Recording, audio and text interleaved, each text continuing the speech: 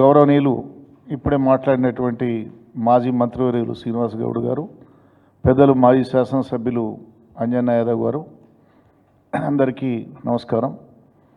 ఇప్పుడు మా మాజీ మంత్రి గారు చెప్పినట్టు ఎన్నో రోజుల తర్వాత 75-80 ఏళ్ల స్వతంత్రం తర్వాత ఎట్టకేలకు అన్ని పార్టీలతో పాటు బలైన వర్గాలతో పాటు బీఆర్ఎస్ పార్టీ పోరాటంతో కూడా కదిలొచ్చినటువంటి బీజేపీ సర్కార్ కేంద్రంలో ఇవాళ కులగణను కూడా చేపడతాం అనటం పట్ల మా బీఆర్ఎస్ పార్టీ పక్షాన మాజీ ఎంపీగా నేను ప్రత్యేకంగా ధన్యవాదాలు తెలుపుతున్న కేంద్ర ప్రభుత్వానికి.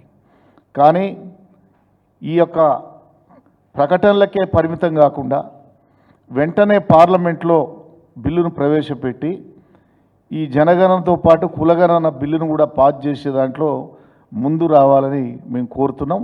ఇదివరకు మేము పార్లమెంటు సభ్యునిగా ఉన్నప్పుడు కూడా గతంలో కేసీఆర్ గారి నాయకత్వంలో వారి సూచన మేరకు రాజ్యసభలో కానీ లోకసభలో కానీ 10-15 సంవత్సరాలు మేము పార్లమెంట్లో మాట్లాడినాం. మోడీ గారికి స్వయంగా నేను కూడా మేమందరం కూడా పోయి కులగణన చేపట్టాలని చెప్పి దేశంలో రిప్రజెంటేషన్లు కూడా ఇచ్చిన సందర్భం.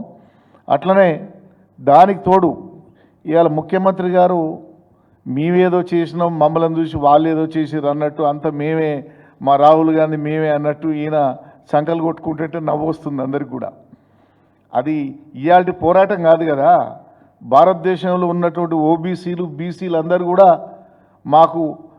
మేమెంతో మాకంత ఇవ్వండి అనేటువంటి నినాదంతో ఈ కులగణన జరపాలని జరుపుతున్నటువంటి పోరాటం.